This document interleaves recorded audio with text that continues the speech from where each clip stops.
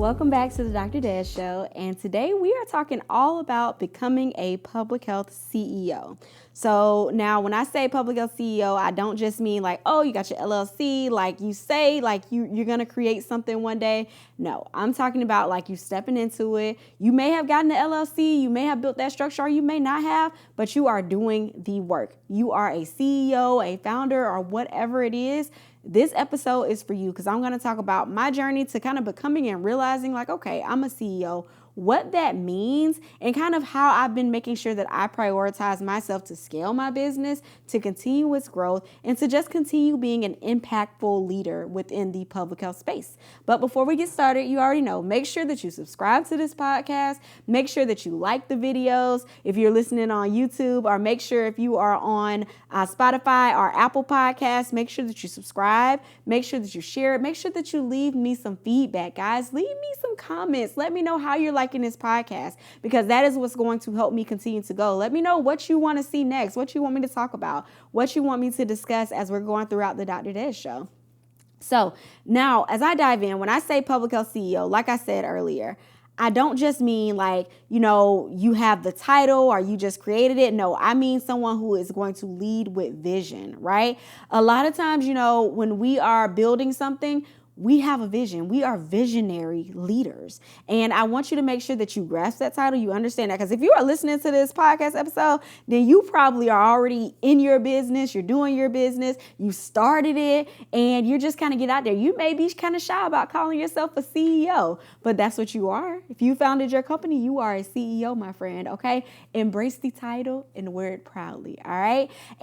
But you lead with your vision, right? You have a vision for making things better, for doing things with the impact, right? You not only make impact, but you also make income, because why? We are a business, okay? And that is one of the most important things that you have to always remember. Even though, yes, like you built this business, this public health business, because you want to help people, you want to help, get to, our public health overall goals, right? But also don't neglect you. You want to make an impact, you want to make an income, and you want to build that business up to continue to thrive, to succeed, to scale, and that is okay. And I want you to get over that mindset of, oh, I gotta, not charge for my services, or I'll just do this for them for free because I want to help. That's great, but they got a budget, friend. They can pay you. Like, that is how you are going to get burnt out so much, by just saying yes and accepting things for free. No, like, yes. They can pay you, and they will pay you. It is okay to be compensated, and compensated well for your time, because I guarantee you're saying no, but somebody else is saying yes, and they're paying them. They're giving them $4,000 to come speak, while you over here saying, oh, I'll just do it for free because I'm passionate about it.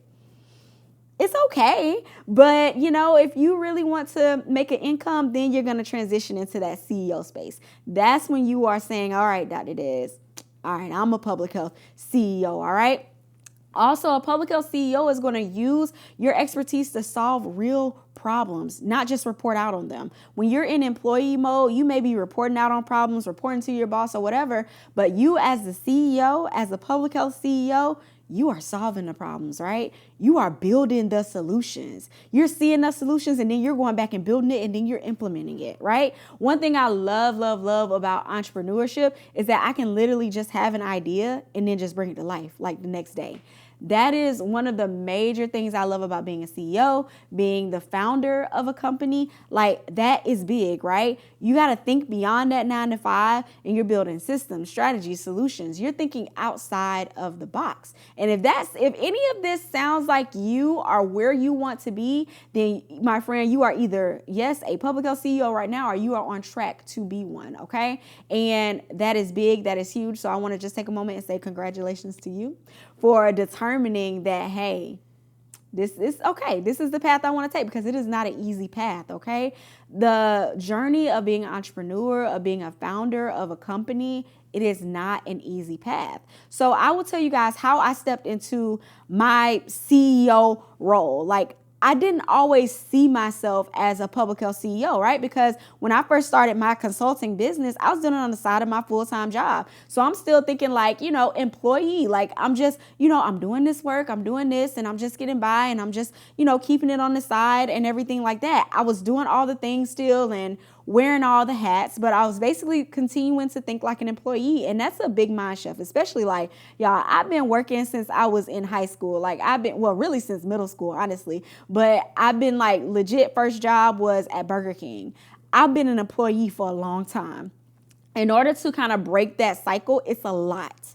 Like if you're doing things a certain way all your life, then it's like, oh, wow, now new way. It can be a little bit of a shakeup, right? So you gotta make sure that you continuously get in that mindset of being that CEO. But for me, like it really clicked when I was doing all the things, I was wearing all the hats, I was handling the email marketing, I was building the business, I was doing the social media marketing, I was doing the consultations, I was doing it all, and I was working it all. And it wasn't until like I built the public health club and I built like my course, my subcontracting to six figures course and I started like really hiring that I realized like, hey, I don't just work in public health. I'm building something that creates jobs, that builds community, that shapes the field of public health, right? That's what a public health CEO does. And I was like, oh, wow, like I'm making an impact. I am a leader in this space. And that was that transition for me. Like, granted, I've been doing amazing work, like just throughout my career. Like, I've led and developed heart disease prevention programs for rural counties throughout the state of Florida. I've helped people improve their blood pressure. I've developed other programs for Medicaid recipients and just doing all of these different things that I've done that I've seen that have made a really big impact on thousands of people. But it wasn't until like I developed my own thing and started directly impacting them through my own work and my own tools that I built that I realized, okay, I was that public health CEO. And let's take a moment here to talk a little bit about that imposter syndrome that does creep in when you are an entrepreneur and you are leading in the space. Like, y'all, every now and again, I do still feel like, who am I to teach people this, right? Like when I first started the club and I first started my course, my subcontracting to six figures course, where I teach you like how to build your consulting business, I was like, who am I to do this, right? Like, yes, like I developed my own consulting business on the side. Like, yes, I've secured like over $100,000, but like, who am I? Like, it's people that's done way more than me. It's people that's been doing this for 10, 20 years, right? They should do it, but they're not doing it, right? And that is what made me that visionary, that leader, that CEO, because I'm like, I can see there's a gap here. There's a gap between our people knowing that they can do this, and I can fill that gap. Even if I don't feel 100% qualified, on paper, it looks like I'm very qualified, right? And who is to tell me that I'm not, right? But I had to get over that to say, okay, I'm going to do this. And I'm so glad that I did, because now I've helped like about almost 100 people create their consulting businesses. I've helped them. They've landed 5 and 6 figure contracts, like just from my course that I stepped out on a whim and said, I'm going to develop because I see a gap and I can fill that gap. I can fill that need because I did it and I can help other people do it. That is how you start a movement. It's just because you did it and now you can help other people do it, right?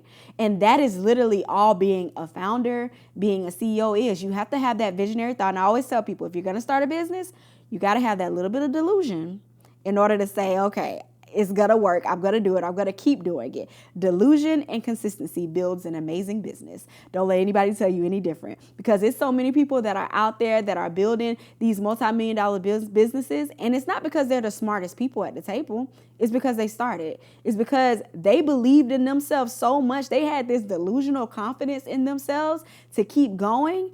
And that is what I've learned. And I want you guys, I love how, just looking at the tech industry and looking at tech founders and me talking with them and sitting down with them, I realized they literally tell me that same thing. Like, if you go out to Silicon Valley, like these kids, they got the greatest amount of delusion of just ideas. And they're like, nah, I know this is the best idea. I know this, blah, blah, blah. And they go out there and they do it and they kill it and they're making multi-million dollars. And it's not because you can't think of something that they did. It's not because they were special or unique. It's because they went out and they did it and they kept going. So if you are a current founder and you're listening to this, or you're thinking about being in that space of being a public health CEO and you're listening to this, keep going. Consistency and delusion. That's going to get you there. All right. Make sure you add that consistency on, because you're going to want to quit. I've quit my business in my head 20 times. All right. But I come back and I stay consistent. Consistency doesn't always look like I'm happy to do this every single day, right? Majority of the time, 99% of the time, I am happy and I love what I do. And that's one of the big things I think about building a public health focused business or a social impact type business. You are helping others, so it feels good, right? It feels good when I get y'all reviews in and you're like, Dr. Des, you helped me so much. And, I was able to do this and I got the new job. And I'm just like, oh my God, like, it's crazy. Like, to think about something that I built is helping others like that. But that is what it looks like, guys. But also, being a public health CEO, it doesn't just look like the feel good things, right? It's that delusion, that consistency. But then also, you got to think about learning how to lead a team too. One of the things that I actually thought about and I had to wrestle with in my mind as I'm trying to grow and scale my company, I thought like, hey, it could just be me and maybe like one or two other people like part-time contracted on the side. And I'm like, yeah, that's great. Like, I'm good with that. But then I started listening to other people. I started listening to people who are making multi-million dollars, right? And they're talking about how they built this team and how they got to where they are and the things that they're doing. And I'm like, I could do that. But honestly, like growing up, when I seen people who founded their own companies, it was a very small company. They, is mainly them doing all the work. They're doing all the things. They may have like some family members that are doing it. And this is speaking from like my own family, right? Seeing them do that, right?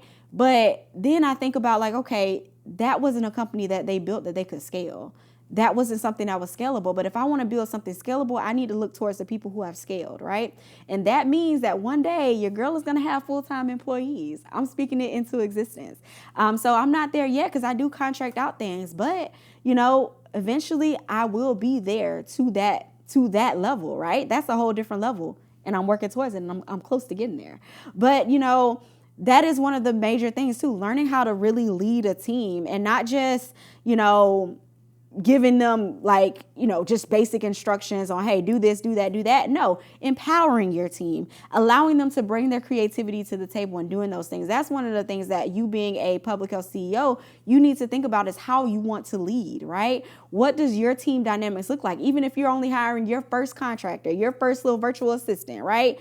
And I don't say little because virtual assistants, they do it all. So I don't mean to say little, like, y'all are it. But I say that to say like, you have to think about how are you going to lead them? How are you going to make sure that you're getting that return on investment from hiring this person, right?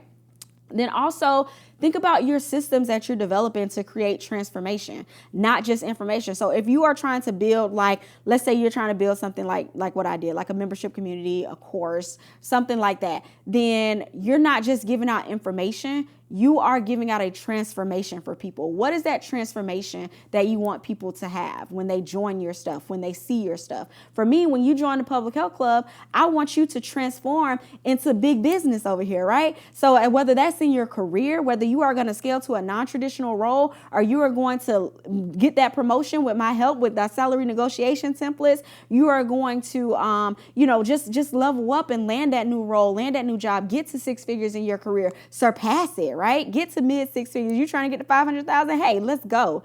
That is the transformations that I want you to have, right? Then also, I want you to transform into an entrepreneur as well, right? Even if you're saying, Dr. Des, I'm going to forever be a side hustler. Hey, that's fine. You don't got to do this full time.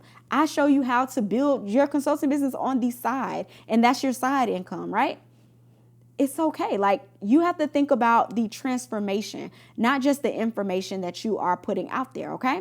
And mastering your time too. So you're not working 24/7 in your own business. And at first it may feel like that, right? When you are just getting started, like, let's make no mistake. I think that you got a lot of people out there that are saying that will tell you that, like, you gotta take a break, and granted you gotta take a break. That is true, but you have to work 24/7, do this, never do anything else, and all these things. And at first that might be true. Like at first, y'all, when I started my business, just being transparent, I was up till 4 or 5 in the morning some nights, building, and then I'm back up because I got a meeting at 8:30. For my job, right?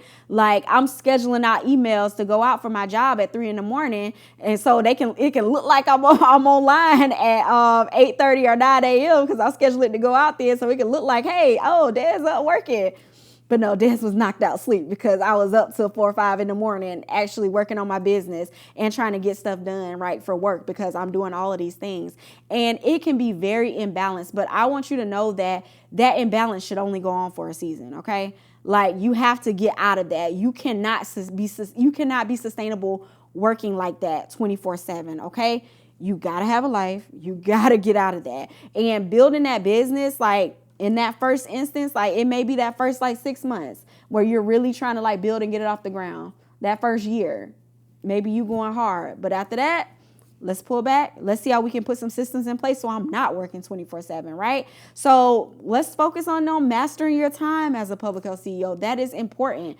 And knowing your numbers, guys. So like when you're building your business and you are in your business, for those that are in your business, I need you to know, what's that profit and loss statement looking like, right? How much are you making per month? How much are you putting out per month? Like is it equaling out? Is our income growing? Like what are we doing here? And that's one thing that I've been intentional about trying to do as well this year. Like just saying like, okay, what am I doing here? Like I'm seeing all this money come in, but where's it going, right?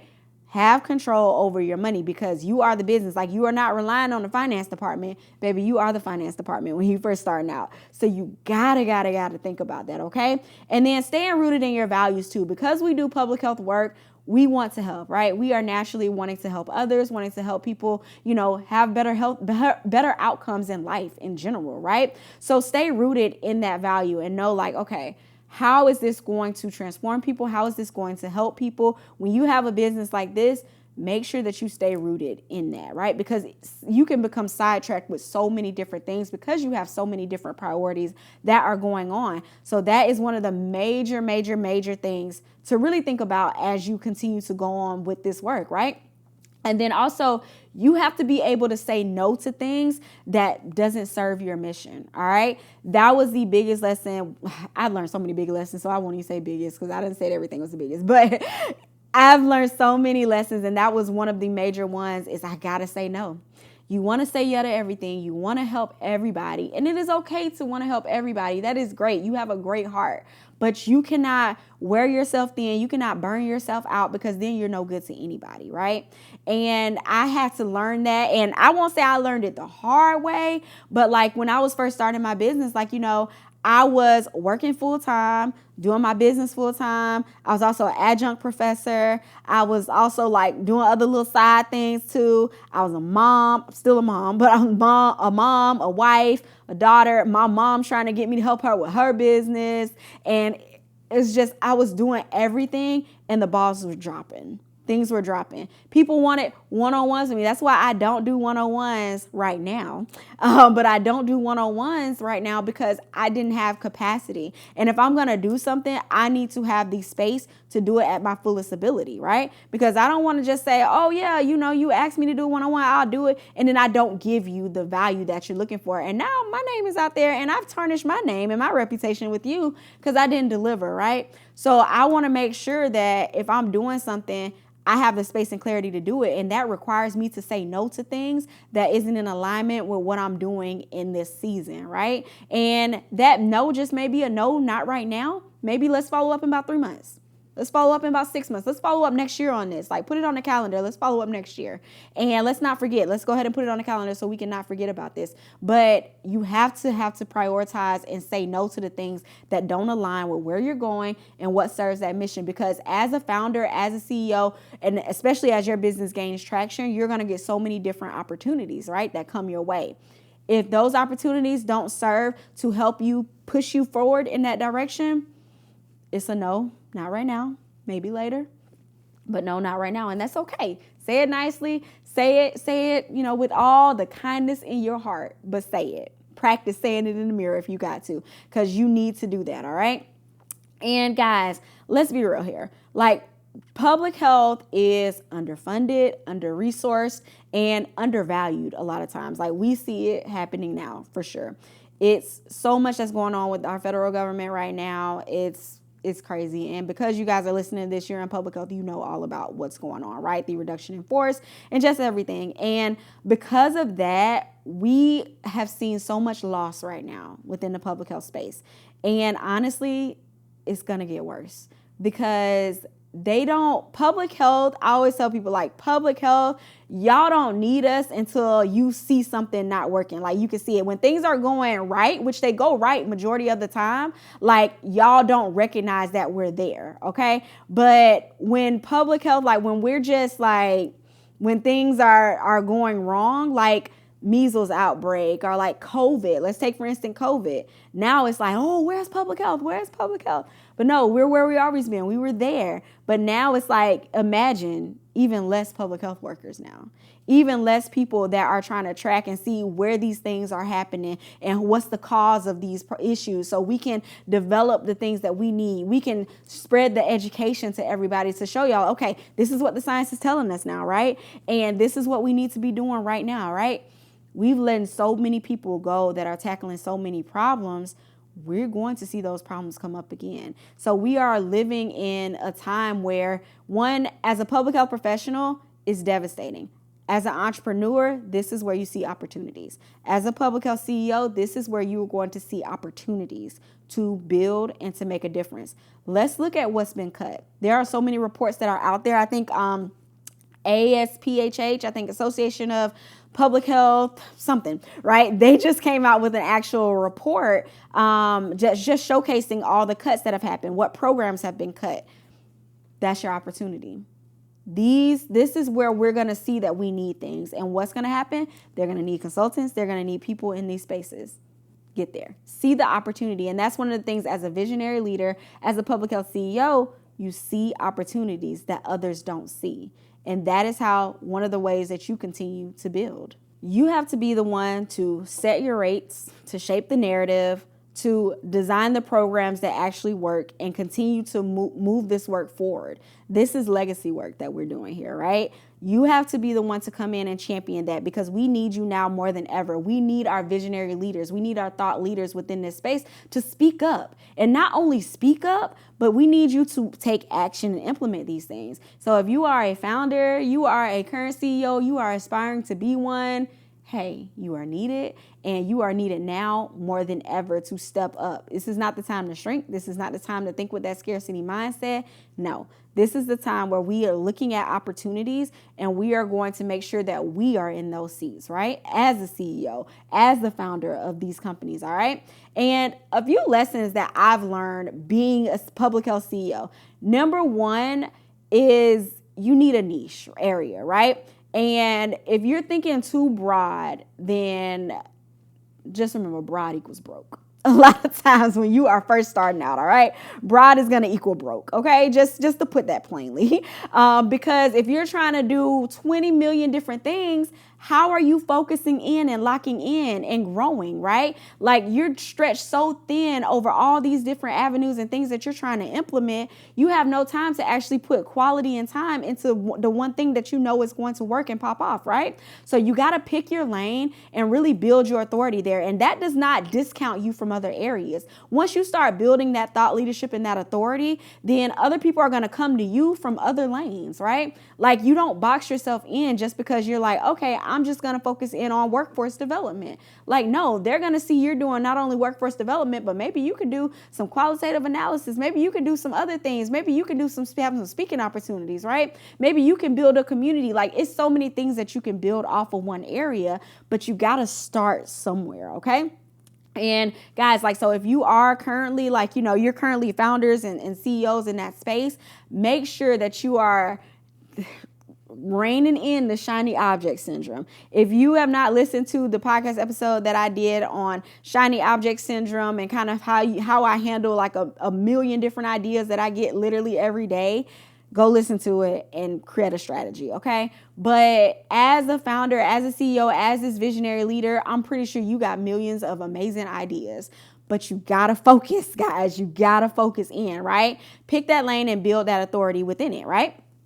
And build your brand, okay? Build your brand before you need it, right? Show your face, share your expertise, be searchable. Get on LinkedIn, guys. Get on there because that is where your audience is going to come to. Get on Instagram if you think your audience is there too. Get there, get in these spaces and take up space. The space is there. And I know, like, I was listening to this one podcast episode the other day, and they were talking about, like, oh, is it too late to grow my business using like social media, using like Instagram? And no, it is not too late. Like, they had brought up a really good point in saying that because, like, everything that's going on with like TikTok ban, and we TikTok's here, it might be not be here later on. Instagram is trying to capitalize on that. They're trying to push more creators to say, hey, all right, we don't know what's going on with TikTok, but we know what's going on with Instagram. Come on over. We're going to make it easier for you to grow, right? Like, we're going to do this. And they're coming out with all these different tools for creators right now. They want more creators. That is how they make more money. The more they can get creators to come on, it is not a bad time. You just got to get in there. You got to learn what works and go. And then I want you to make sure that you're not thinking about social media from an influencer standpoint. You're thinking about it from a business and marketing standpoint for your business, right? And you have to think about, okay, where does my ideal client live at, right? Are they on LinkedIn? Or are they on Instagram? LinkedIn and Instagram, it might be the same people, but you got to think about it. If I'm getting on Instagram, I'm not necessarily getting on there to be professional all the time, right? I may get on there because I want to get a little laugh sometimes, right? I might want to learn some stuff. I might be looking up some things, but I just want to, I'm chill. I'm in a more chill mode. I'm not in a business mindset. But if I get on LinkedIn, I may be more in that business mindset. So what type of mindset do you want your person to be in when they see your content, right? And then you develop your content like that, right? If you're on Instagram, then like your content needs to be a little bit more fun to get out there, okay? Or it needs be a little bit more chill, more relaxed, right? To get out there. If you're on LinkedIn, you need to be a little more businessy, okay? So you just got to really think about that. Think about knowing your audience and what they want and where they are, and meeting them exactly where they are to what they expect, okay? Because that is big, all right? And don't wait to be perfect to start. I know, as y'all are my public health CEOs that are listening to this, y'all know we start messy. We just start. We just put it out there. And that is how I've been able to do so much. Like, I just go ahead and I just be like, all right, let's get it on out there. Let's start it. Let's just go. Even though I can build it as I go, I can keep building. And, I've heard people describe like entrepreneurship as building the plane while you're flying it. And I'm just like, that is one of the perfect analogies of what you're doing. Like, you just going to get in and take off, and, the whole cabin ain't even built yet. And you just building it as you go and hoping you don't fall out the sky. And it's okay, because like, we're all in that same boat, right? Like, you're not alone on that. And another thing is like to remember, when you become and you step into this public health CEO space, you're not leaving public health, you're expanding it. Okay. Like consulting, digital products, courses, membership communities, coaching, speaking. Public health is literally at the center of everything that we're doing, right? It's at the center of building community impact. And those are the things that you're doing when you do this. You are expanding. You are making more jobs for people. You are making more resources for people. You are helping people to become better. And that is literally the core of public health and what we do, guys. So I wanted to just kind of have this episode to really talk about what it means to be a public health CEO, and give you guys some strategies and tips and lessons that I've kind of learned along the way, along my journey of being a public health CEO. And I wanted to give you guys a sneak peek of something that is not open yet, but you can get on the wait list for. So the Public Health CEO Circle. This is my new program. This is going to be exclusively for those people who are current public health CEOs, or, even aspiring public health CEOs. If you started, I just need you to have started, okay? Not just like, oh, I want to learn how to be. No, I need you to have at least started, okay? Even if you've never landed a contract, you haven't made a single dollar. If you have started and you are a current public health CEO, then the Public Health CEO Circle is going to be for you. So this is going to be our premium membership tier within the Public Health Club, and we're going to do small group mastermind check-in. So you are going to have your own Public Health CEO Circle, like of people who are in similar spaces as you, and you're going to grow together, okay? With me too, right? We're going to read entrepreneurial books together. We're going to keep continuing that mindset. I'm going to take you behind the scenes of how I launched my courses, how I developed the membership. Like, we're going to go behind the scenes of consulting. Like, we're going to do so much. So you're going to have that access, right? So It's not open yet, but you can get on the wait list. I'm going to drop the link in the show notes for you to get on the wait list for the CEO Circle.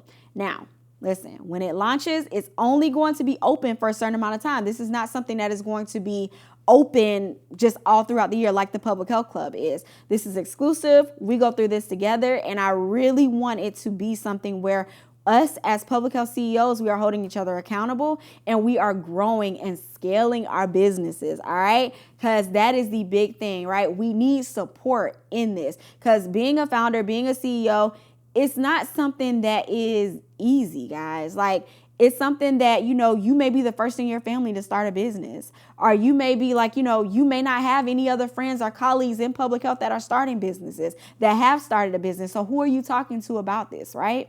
We need our circles. We need our community, and the Public Health CEO Circle is that. So, guys, click the link, join the wait list so you can learn more about it. Once it goes live, you'll get an email. You'll know everything. But yeah, I hope to see y'all in there, and I hope to see you in the club, guys, because if you're not in the club and you are a public health entrepreneur, join. Because one thing I want you to remember is that you need community now more than ever. That community will help you to scale past anything that you ever thought of, and it will help to open your mind to different things that you hadn't thought of, right? Like, my goal at one point was, I want to make $1 million, until I met somebody who was $1 million was their bottom. Like, they had a bad year if they only made $1 million. And I said, oh, okay. Think it's too small, right? And that's okay. But I want you guys to really think about, okay, what kind of public health CEO do I want to become? Do I want to become somebody that's, I'm just giving away my money for free, or giving away, my time, my expertise for free, and I'm not really, maximizing that income part? Or do I want to have a balance of both impact and income, right? Because you can make good money and you can make a difference. It is okay to have impact and income. But all right, guys, hopefully I will see you in the Public Health Club, and hopefully you guys join the wait list for the Public Health CEO Circle. I'll see y'all next time. Bye.